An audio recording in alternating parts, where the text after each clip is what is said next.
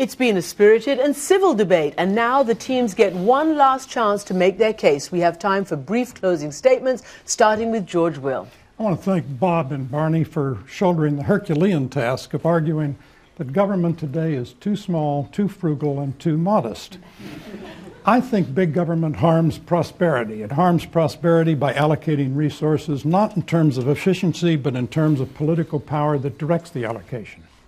I think big government harms freedom because it is an enormous tree in the shade of which the smaller institutions of civil society cannot prosper. And most of all, big government today harms equality.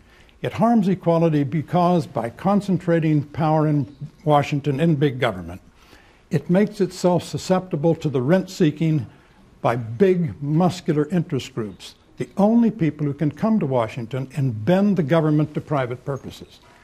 Get the government out of our lives, more and more you will find that freedom and the market allocations of wealth and opportunity prevails.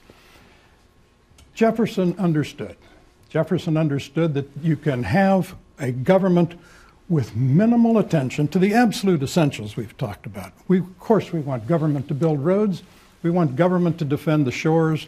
We want the government to deliver the mails. But after it does the essentials, understand what Ronald Reagan did. When Ronald Reagan said we're going to have less government, under Reagan, respect for government, something we all want, respect for government, rose as government's role declined. Thank you, George Will. Robert Reich. Well, first of all, let me thank both of you for trying to defend the indefensible, which is that the market is working beautifully and you don't need much with regard to government. I think if I can summarize what my debating partner and I have been saying, it's that the issue is not so much how large government should be, but who government should be for. And these days, so many Americans are worried that the game is rigged, that the dice are loaded in favor of big corporations and Wall Street and the rich.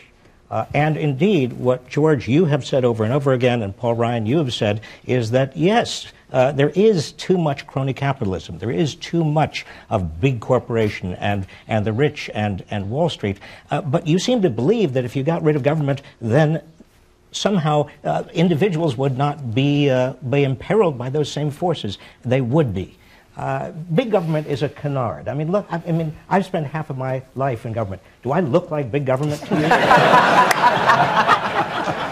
I mean, let's get serious about what we are talking about, and let's make sure that we understand we are living in a society where people care about jobs, they care about wages, they can't get ahead because so much wealth and income are at the top, and taxes are not being paid at the top to finance education and health care and infrastructure that everybody depends on to get ahead. Upward mobility is being slowed because of that inequality and that inability of us to actually have the effect we the people, not we the corporations, not we Wall Street, not we the rich, want to have.